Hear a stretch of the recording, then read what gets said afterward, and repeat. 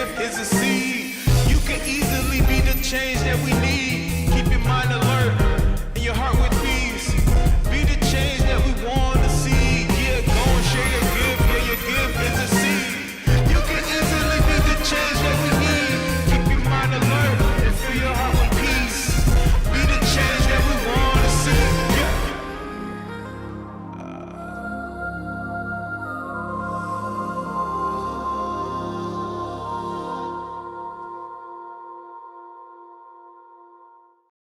Welcome to another episode of Mentality Unchained. Thank you guys for showing up tonight.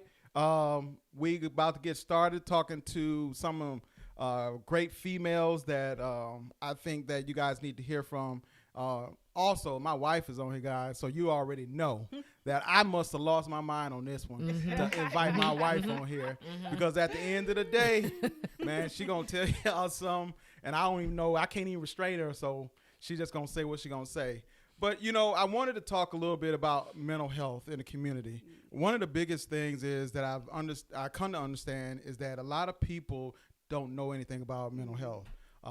Me and Miss Kim's husband was just talking off air about the community, the black community specific, that don't know that mental health is real deep in our communities.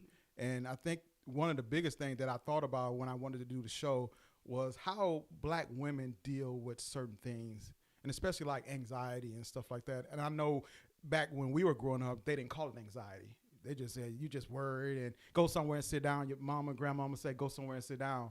Well, that's not the case now. We're living in a different world, and people are really struggling to understand what is actually happening to them and within their families. So I really wanted to talk to some strong black women. And so my wife and I was kind of talking, and I was like, you know, who do we need to get on the show? And she was like, I think I got an idea. And so we started thinking about some subjects and stuff we wanted to talk about. And so I wanted to address y'all strong black women today about mental health, our community, some of the things that is happening. And then, too, about y'all relationships with God, too.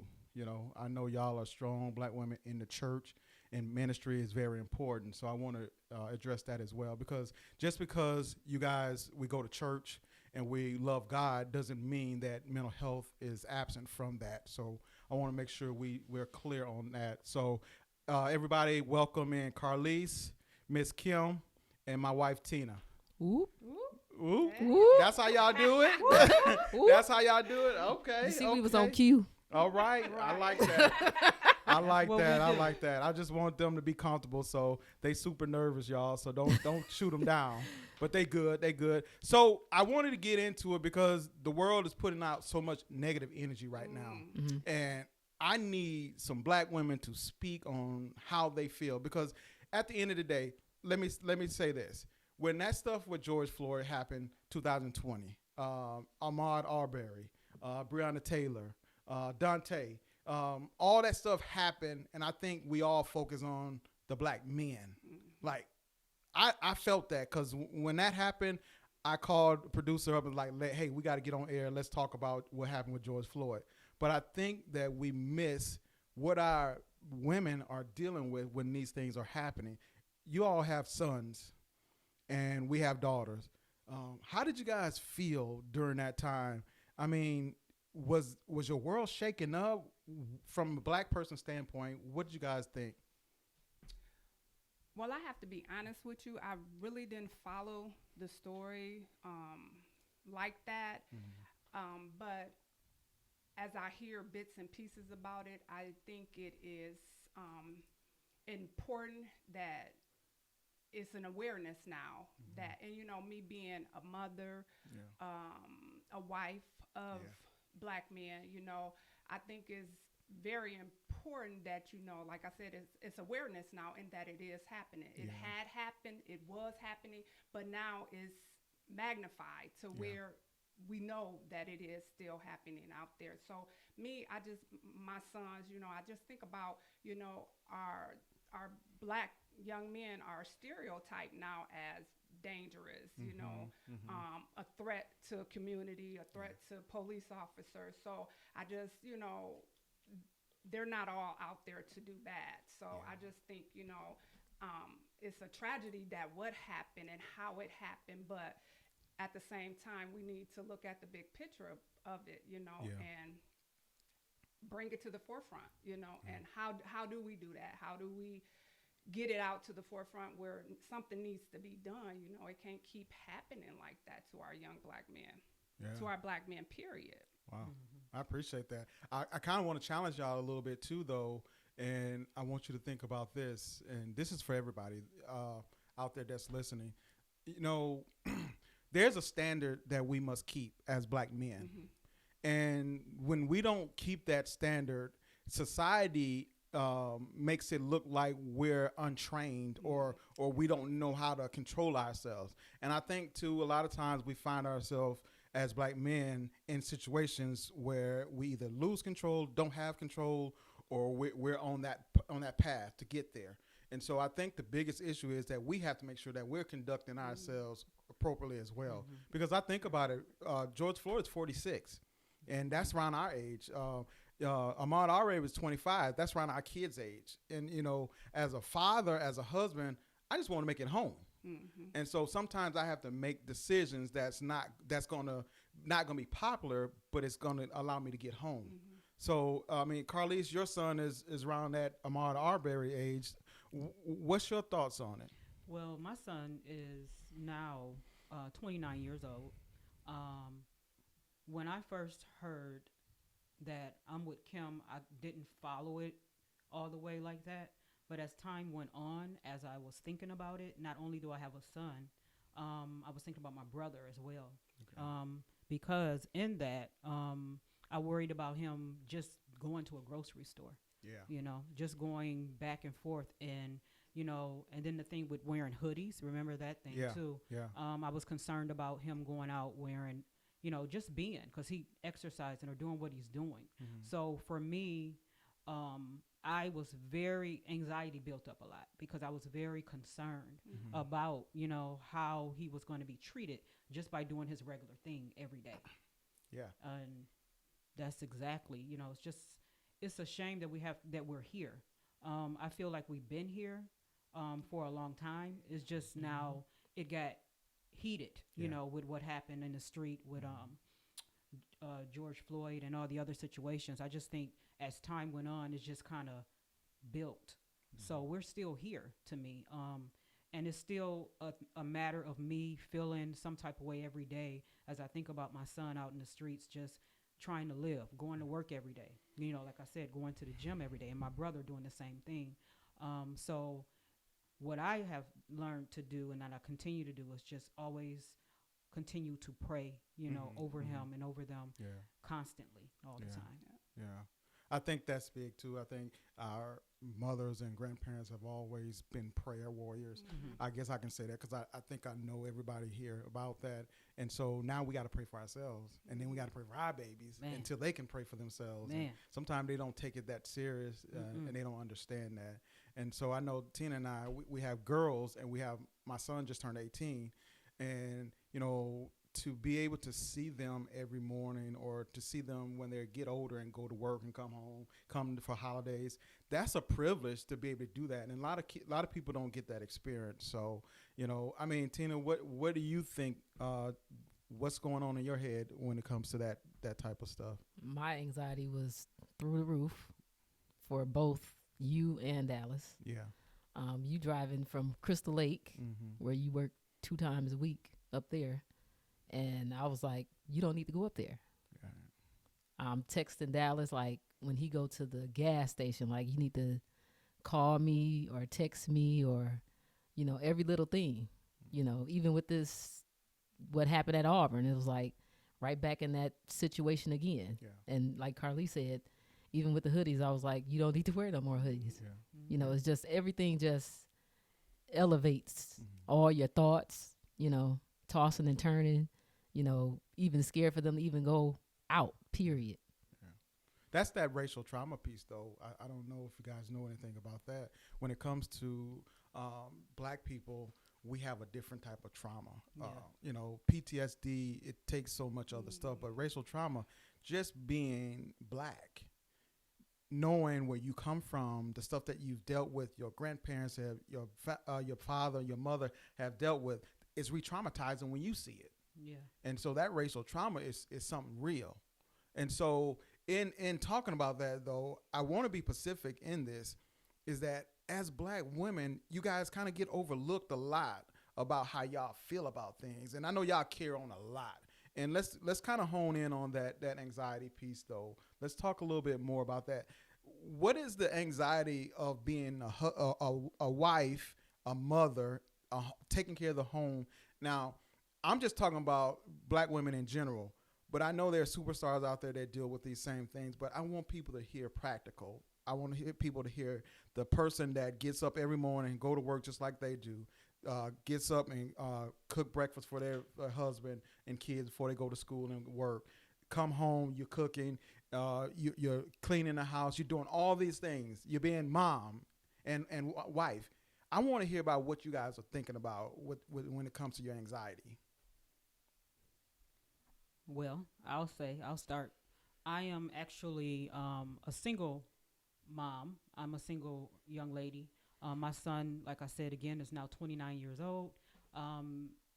He lives in Colorado Springs, and myself live here in the city. Mm-hmm. So I would say that for myself as a single woman, let me just say it's doable. You know what I mean? It's not, not every Black woman is not able to do what she needs to do, go to work every day. But I will say it's tough sometimes, coming home, you come home, you work all day. I work all day. I come home.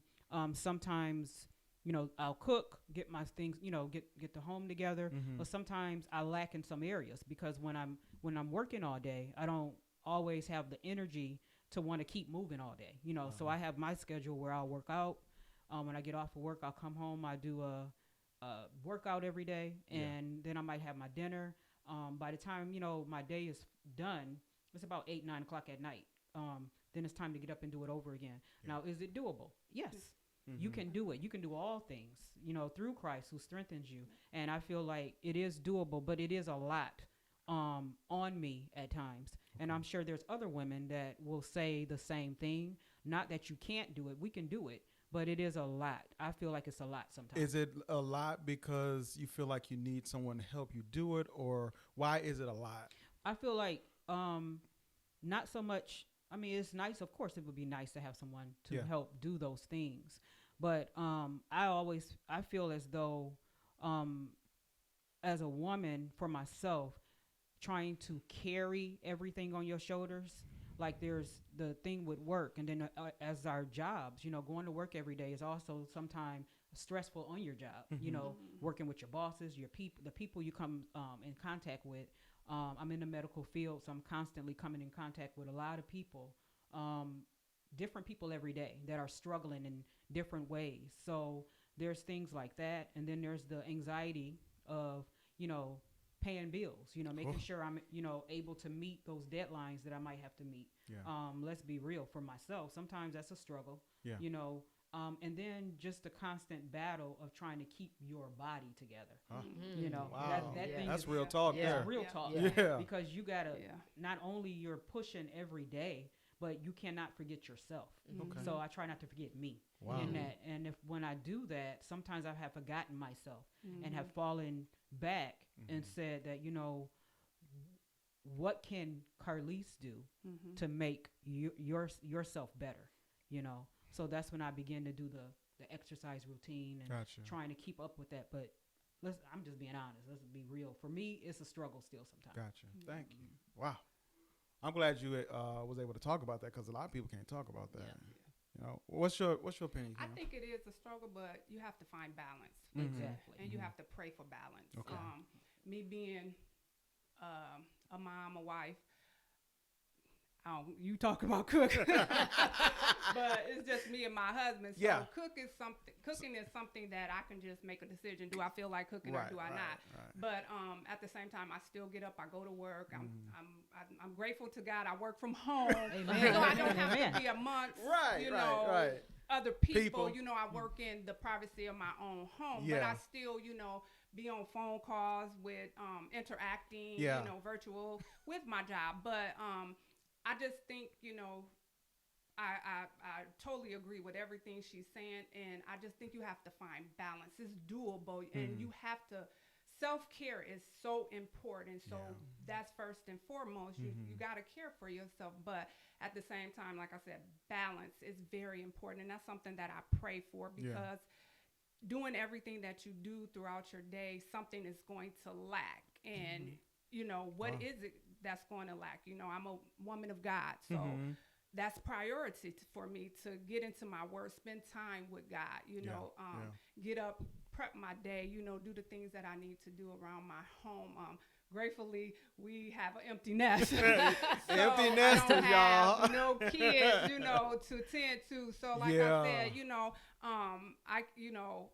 like I said, I totally agree with what she's saying. So I'm just being honest on my part of what I do, you know, being who I am, you know, no kids, you know, I had a little dog, but other than That's that, a blessing. so, you know, but and I'm grateful for it, you know. So but at the same time, it can be overwhelming at your job. You know, I work for a healthcare industry, and you know, with COVID going on, the pandemic, we got so much going on, so much being thrown at us, and you know, so I have to sometimes just step back and take a breath or two, you know, and think about me, because like you said, mental health is so, and it'll take hold of you so quick, so fast, and you don't even realize and understand it. So I think that's okay.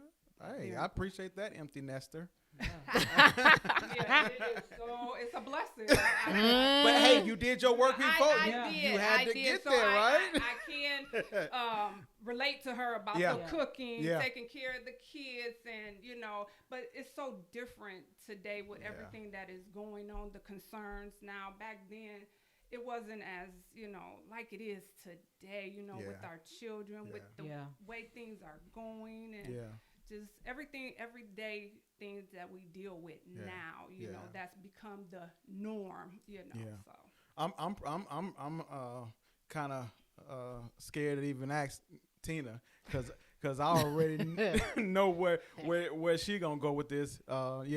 We're not empty nesters, but we are empty nesters, because our 18-year-old son, he's self-sufficient, so you really don't have to too much worry about him. But he still eat all our food. But he does eat a lot of our food. But I'll let her speak on that though. But seriously, so from your standpoint, what's your thoughts about that? When him and I talked about the topic, I said the subject should have been the plates of a woman. No, I like because that's good. the plate is full, and we need another plate. I got you. Amen. Yes, amen. So the plate is not big enough. The plate is not big enough. Okay. Because as a woman married, if you get up and go to the bathroom, I'm gonna speak for myself. When I go to the bathroom, my mind start clicking at 3:00 in the morning. Like what I got to do. I am a 24-hour caregiver to my mother, who suffered a stroke aneurysm. So she lives with us. My daughter's back home. Well, both of them are back in Rockford now. I got a salon that I have to run. I still have to manage the house while he's away, because Dallas is still, you know, he still needs some guidance. Right. And before all of this, I was able to stay at home with the kids when they were coming up. But just that plate and what's on it, it's like you need 2 or 3 plates. I know my problem is, what overwhelms me is trying to get everything done in one day. Yeah. And it is a balance. But I'm getting to the point now where if the dishes are not washed at night, it's okay. Because your mind, like, you need some time to just bring it down, you know, because I have to think for 2 people. Everything I do for myself, I have to do for her.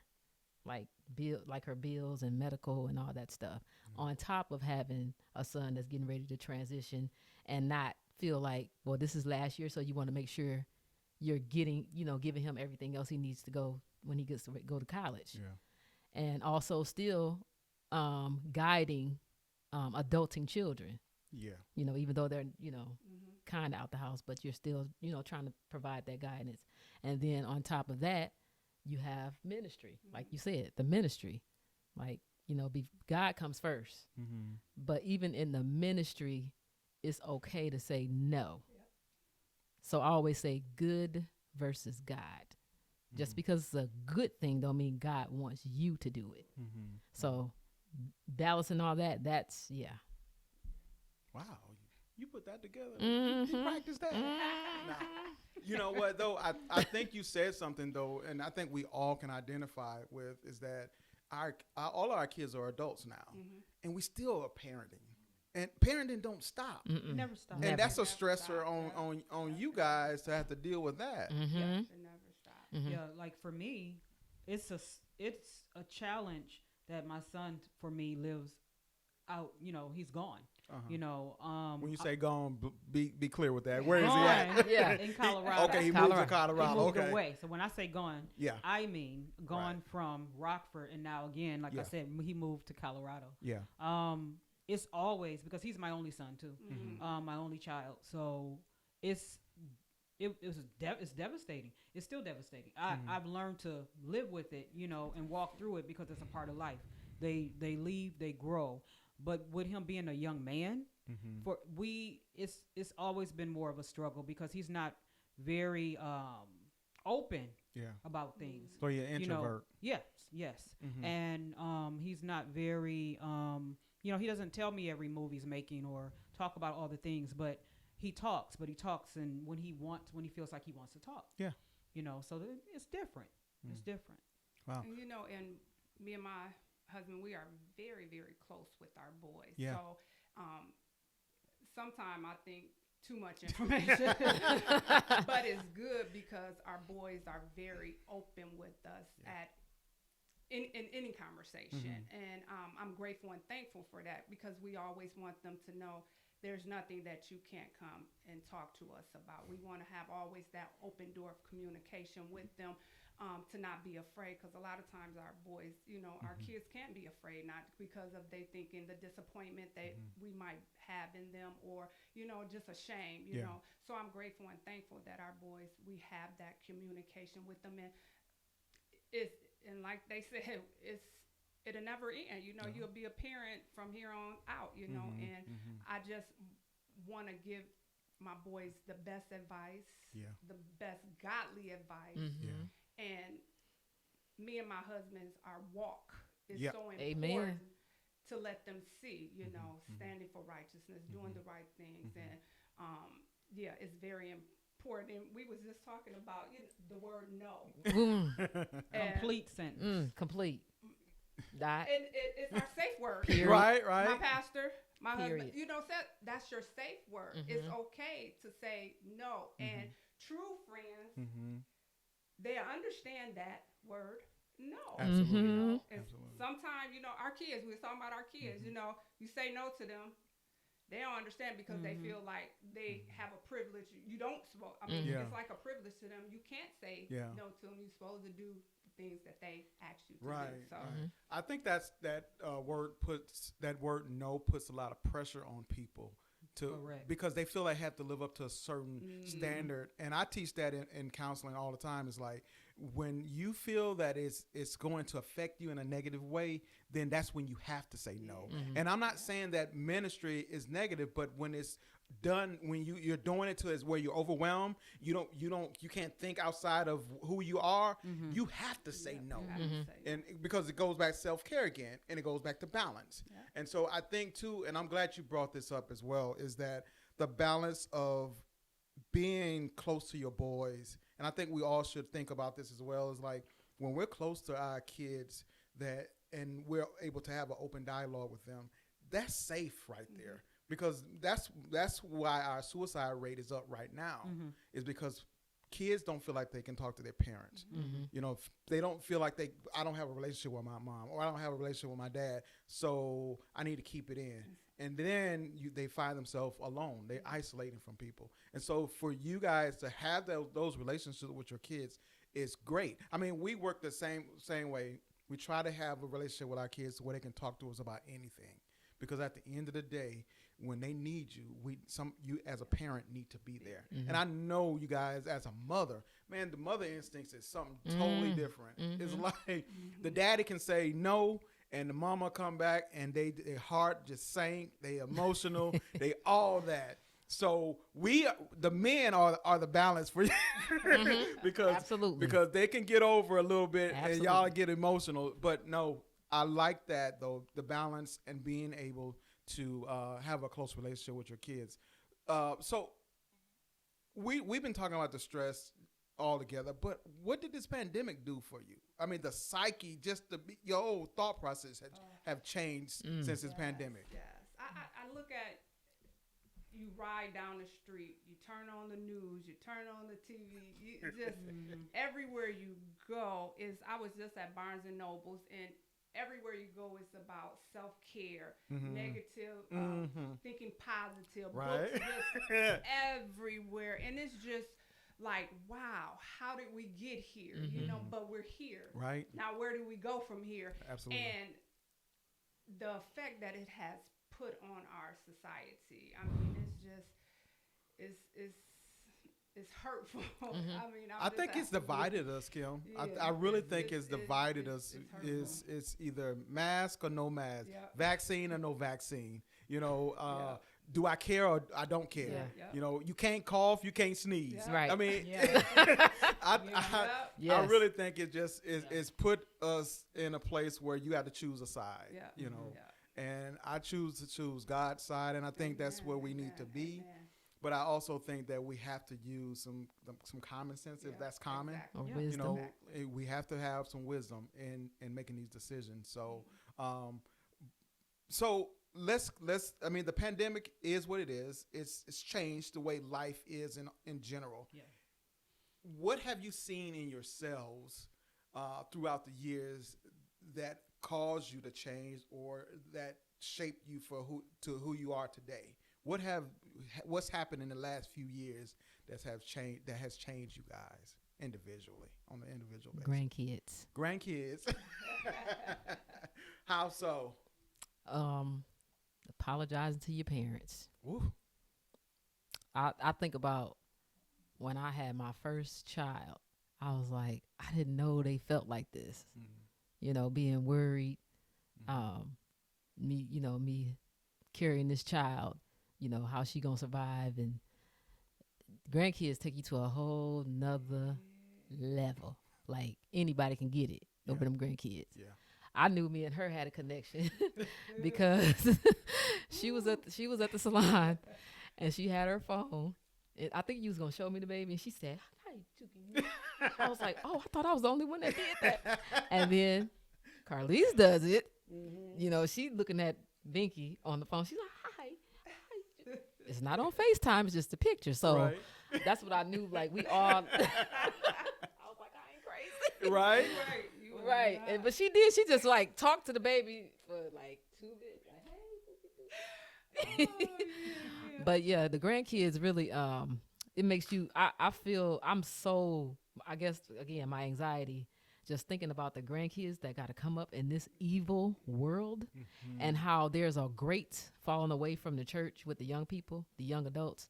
And I know why a lot of them have fell away. Like Kim said, you're setting that example in your home so your boys can see that walk, because a lot of them have been to church and they come home and it's another walk and talk.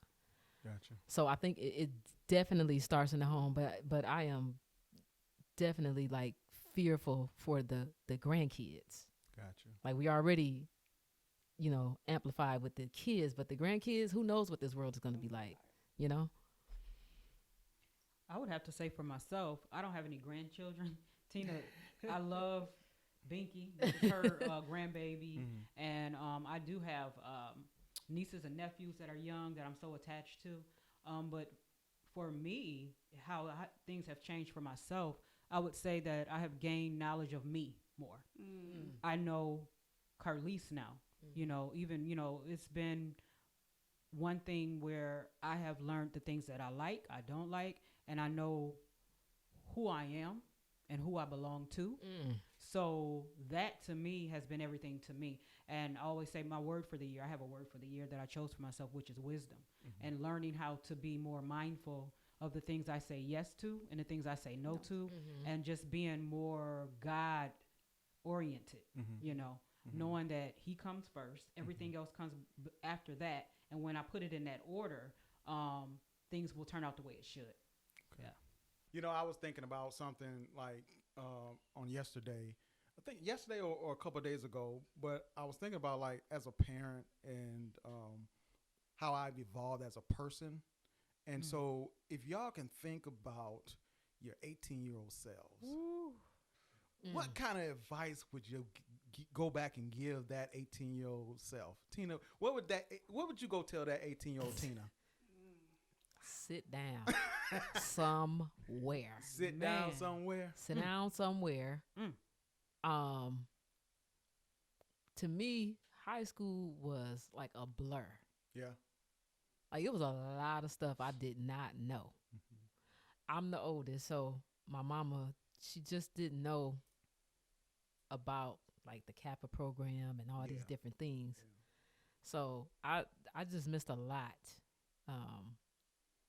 Did some activities, but if I could go back, I would just really just sit down and pay attention to where you are, because it goes by so fast. Right. And if I knew what I knew now,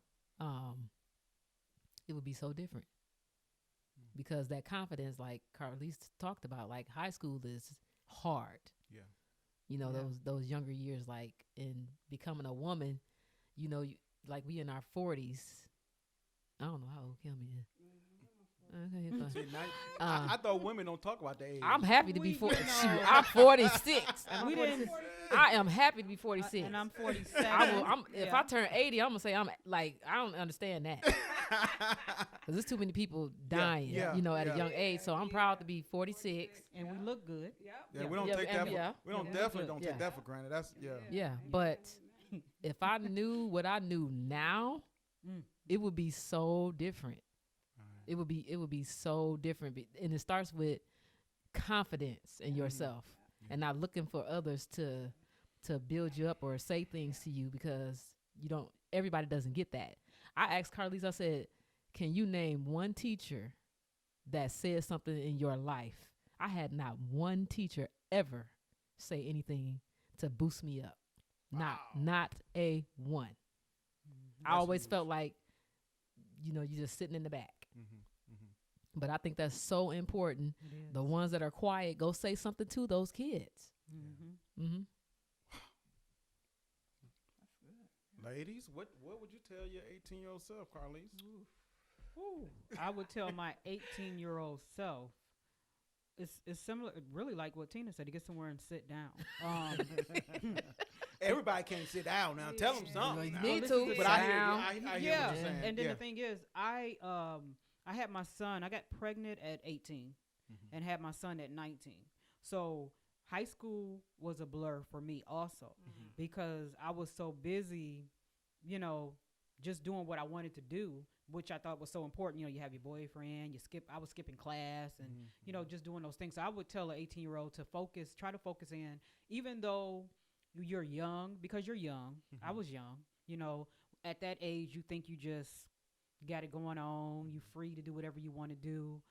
Do it how you want to do it. But I would tell tell myself, but also tell an 18-year-old to step back and just try to make sure you enjoy your younger age. You know, enjoy it, because it goes, again, like we were talking about, it goes so fast. Like, enjoy, go to prom, go to the dance, you know, go to, we said, what was it, Great America, Tina? Great America. You know, do those things that you're not going to get back. Right. Yeah. I didn't do those things. Yeah.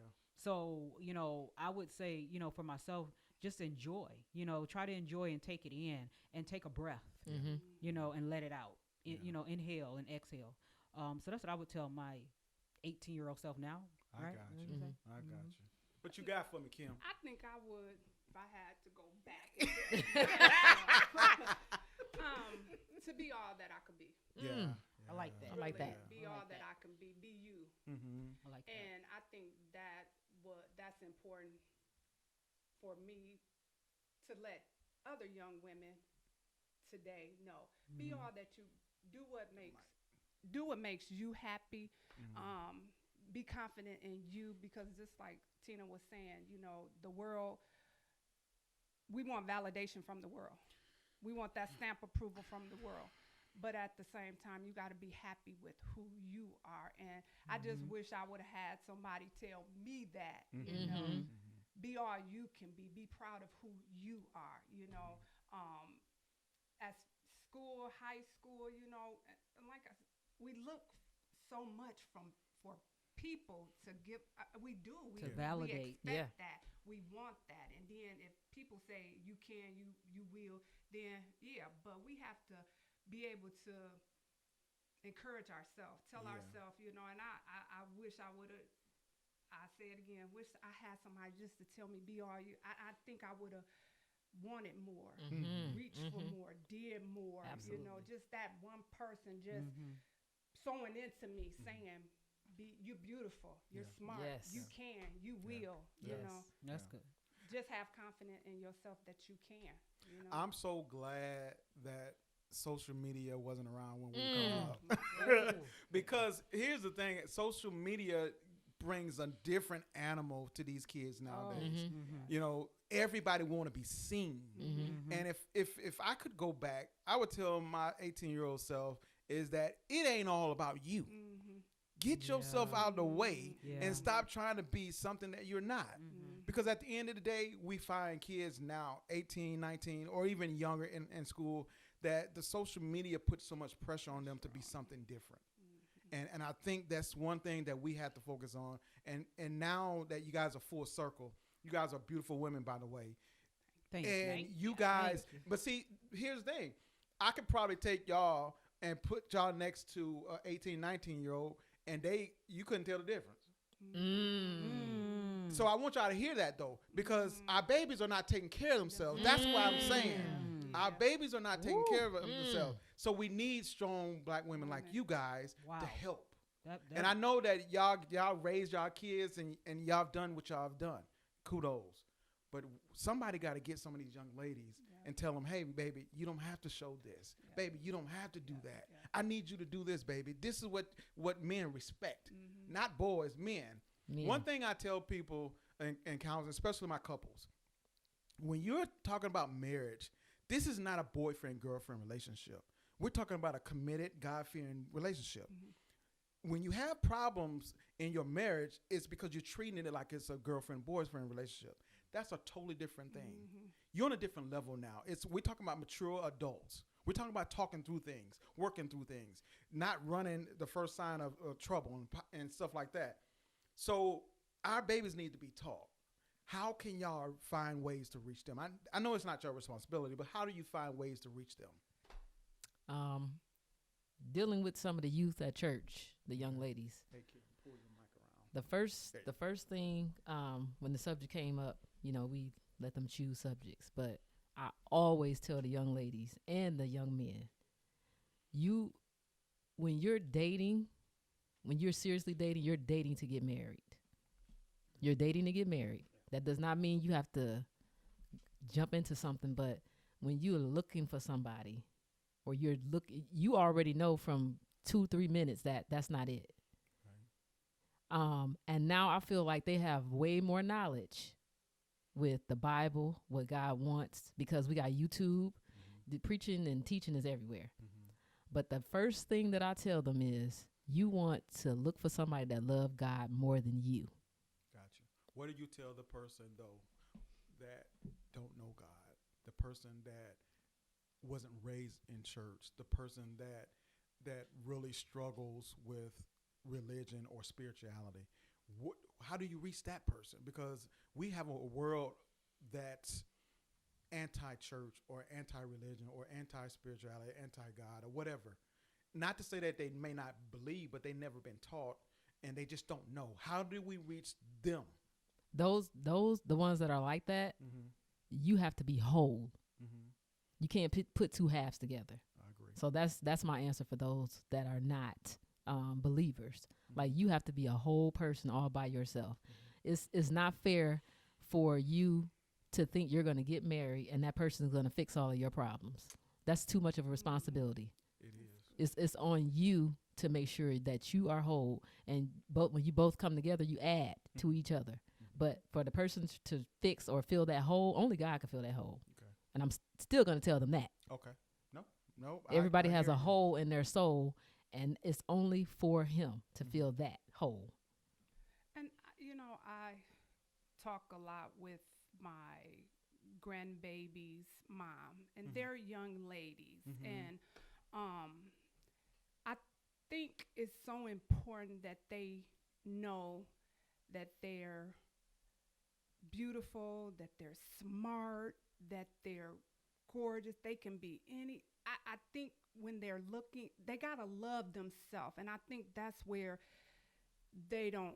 You got to love yourself. And then when you love yourself, then you know what you expect when you get into a relationship. Yeah. And I think our young women, men too, they're looking for love in all the wrong places. And it starts with self first. Yeah. And I think it's just so important that they know I love myself. I know my worth.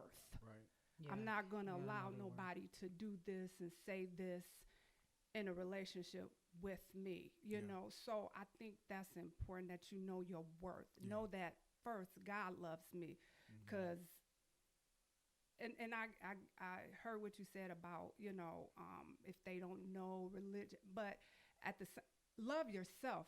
And I think that's just so important. And us as parents, we need to show that to our kids, because if they're lacking it, then they look for it elsewhere. So if they're like our daughter, I think it's important that her brothers do all that they can. Take her out to dinner. Tell her, oh, you beautiful. Buy her gifts. Put her on a pedestal. And I mean, she can walk in confidence knowing who she is, her worth. My brother and my dad did this. Yeah. So she know, okay, if a man take me out to eat, my brother, what else you got? What else can you bring to the table, So I think it's just very important that they know to love themselves. Wow. I can appreciate that. What you got, Carlise? Well, what I would say too also, the question, what was the question again? About, you would say the ones that are not, that don't know God, right? Yeah. Couples, just individuals in general, correct? Right. How do we reach them? There are. I was really referring to, and that what they were talking about is that we have a lot of these young ladies that don't know God. Maybe their mother or their father wasn't in church, or didn't have any type of spiritual connection, and so they're lost. They don't know, but they need women like you guys to kind of help them. I know it's not your responsibility, but you guys, being who you are, know that.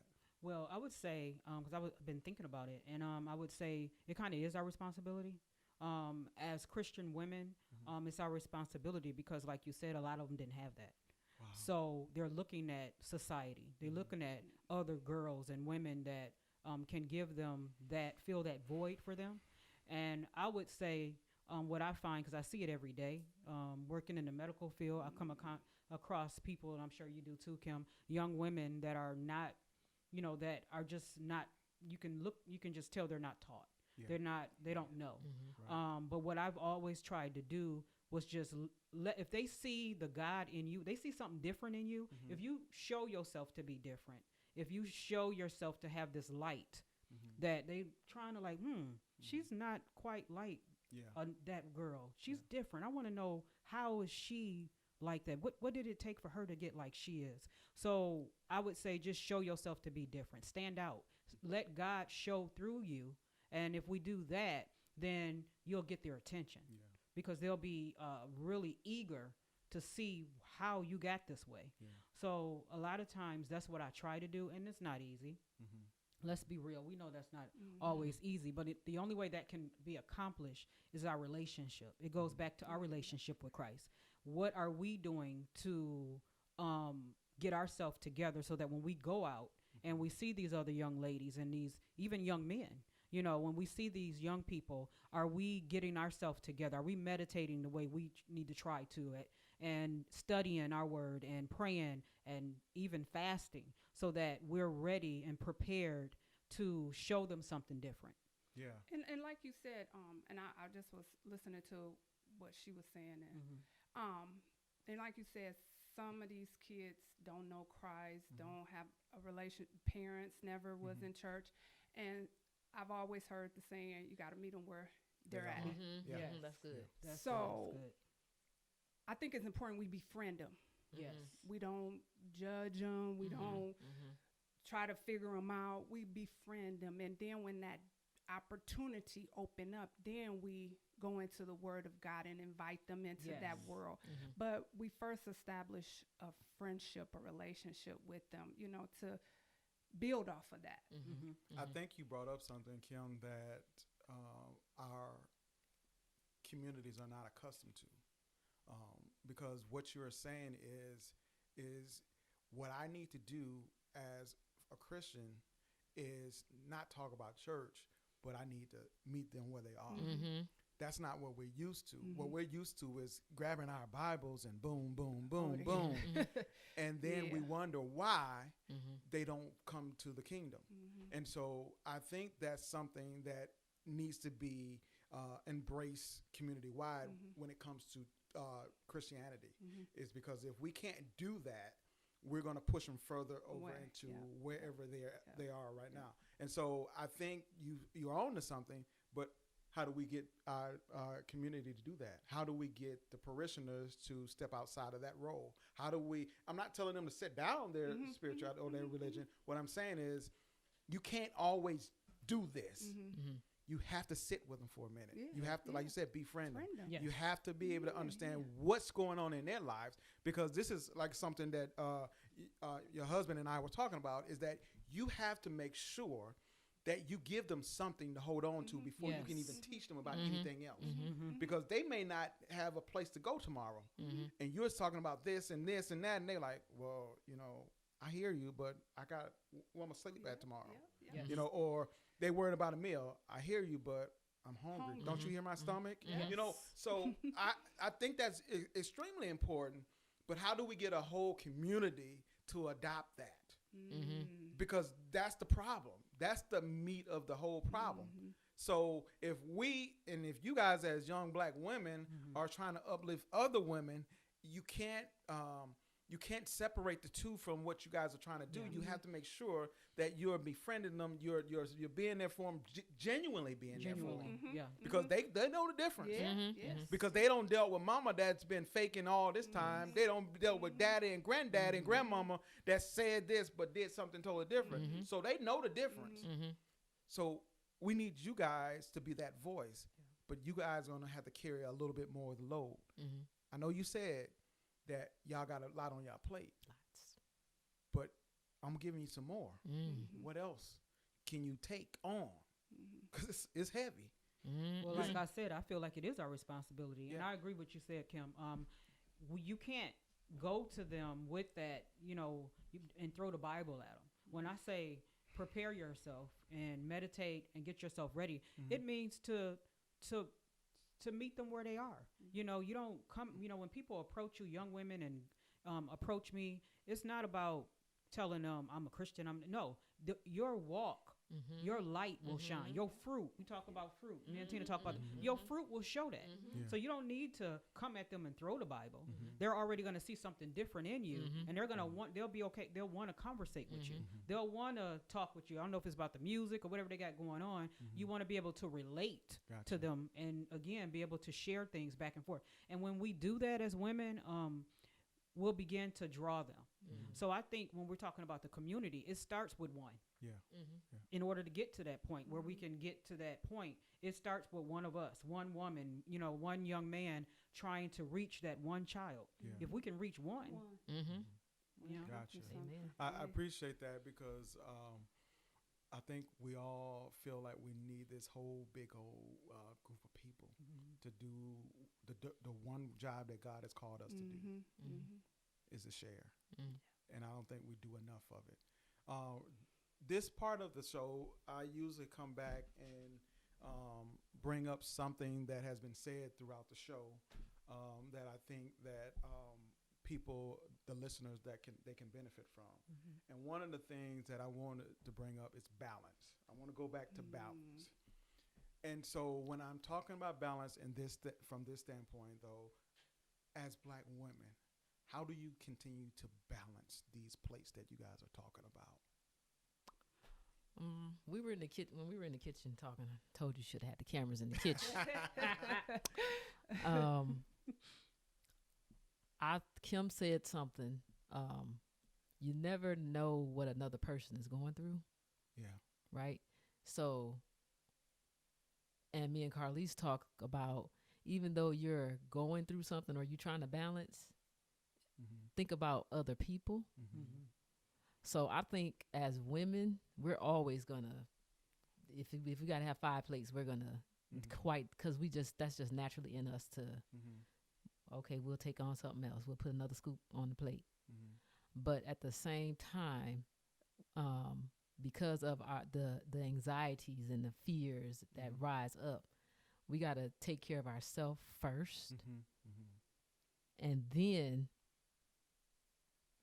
put things in categories. What's important?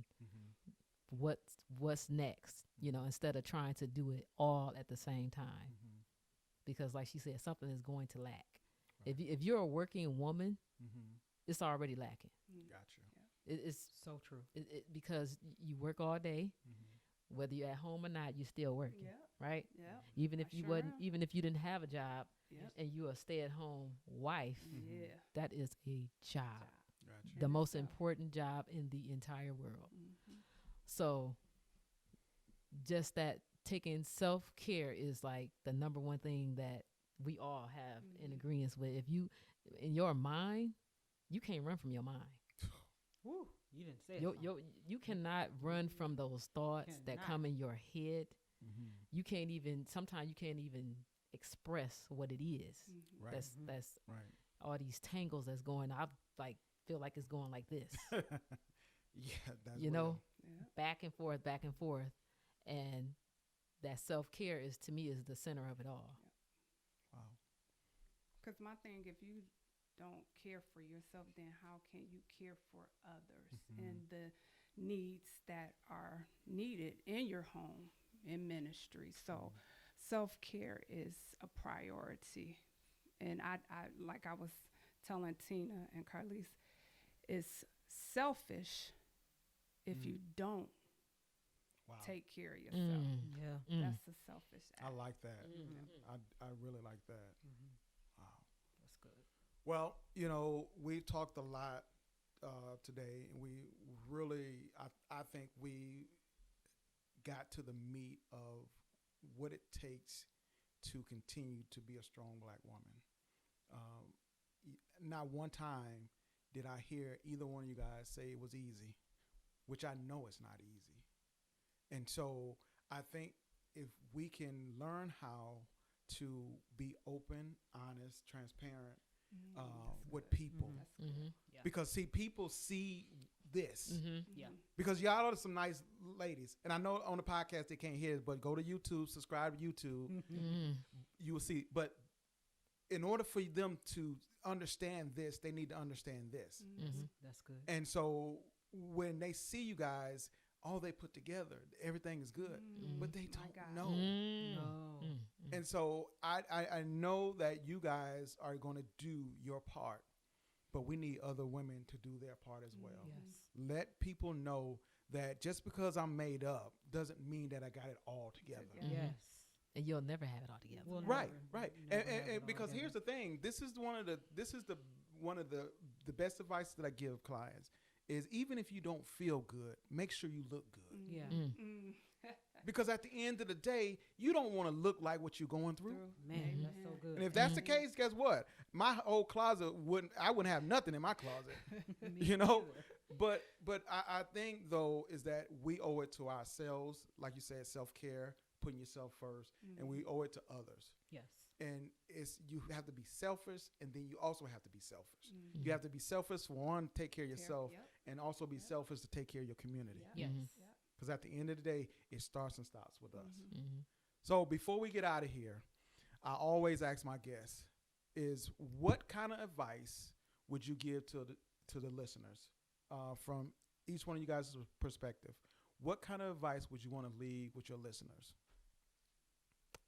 I would say you need a strong community, That's what I was. and it's probably about this big. Mm. You need somebody in your life that you trust, and you give them permission. You got to give them permission to tell you the truth. Amen. You must have been listening at me counseling.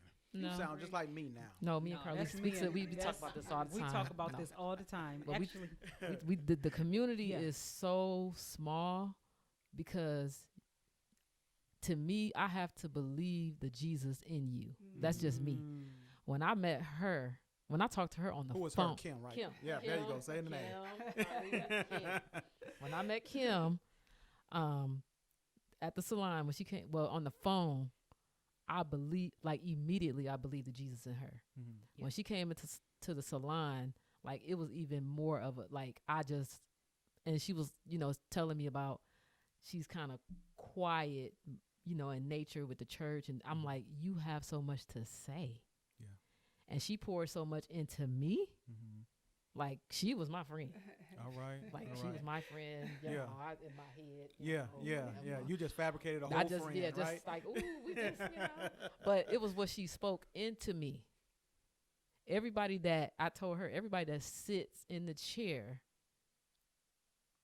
I don't get that from everybody. But like right now, I can say like mostly everybody that sit in my chair, I have that. Mm-hmm. That community. I mean, somebody that's gonna pour into my life, somebody that's not gonna agree with foolishness. Yeah. Like they really gonna keep it here. Like we having an adult, grown conversation about what we need to do as women, Yeah. how we need to handle ourselves. Yeah. To the point where some of them coming in like laying hands on me Yeah. and not even knowing what's going on. Like Yeah. they, so that community to me. You need a community, Mhm. and they have to be connected to God. They must. Gotcha. I'll tell Carlise, we too old in the game to Yes. all this other stuff. I get you. Yes. So we need a strong community to pour into your life. Mm-hmm. I definitely agree with that. With the things that's going on in life, and it's important to know it's okay to be okay. A lot of people, and like you said, we look like we all got it together, but we still deal with Yep. today's life issues. Me Right. being a pastor's wife, I still deal with the life issues. My boys, my Right. family. Right. I'm still I'm not exempt from that. I get So it. I think it's just so very, very important that we need help. You get help. And like she said, you want someone strong. You want someone that can be able to pour in you as well as you pour into them, keep you encouraged, pray for you, motivate you, because the life, the day that we're living in now is just so important. There's so much going on, and it's just so important if you got that community, Yes. that support Mm-hmm. that you can pull. I was just sharing with my husband, I need that in this time right now. I need someone to be able to pour into me, to encourage me, to keep me lifted up, because we're so looked at as we're supposed to do it. Yeah. And we're not supposed to get it back. And I think it's so important as people of God, people in general, we need that support. We need that community. Yes. Yeah. We need Wow. that. What kind of advice would you leave them? Know who you are. Definitely know who you are. To the person, I speak for the women, the single women out here, the single ones out here that might not know or understand that you still are somebody. You don't need a man, or you don't need somebody else to make you who you are. You are still somebody. Yeah. Learn you. How do you learn you? Well, first thing you would want to do is have a relationship with God. Find that community. It goes back to still community. Find somebody. If you feel like you have nobody, pray. Find someone that could help you pray, so that you can get that person, that one person or whatever, that can come into your life and show you who you are. Because you can't be anything until you know who you are. Yeah. Okay. You can't That's have good. anything That's or good. anyone until you know who you are. Yeah. And you are capable of being one whole person by yourself first. I had to learn that. So I'm speaking to the person that feels like they cannot, because I'm telling you that I was that person. I am. I used to be that person that did not know who I was, that thought that I could not exist outside of somebody else. So when I learned that, I found out that I can do all things, through Christ. So once you do that, if they know that, then all things will start to fall in order. Wow. I want to thank y'all ladies for coming in and doing this podcast. I don't take it lightly. I don't take it for granted. I truly appreciate your wisdom. I appreciate everything that you've given to the listeners.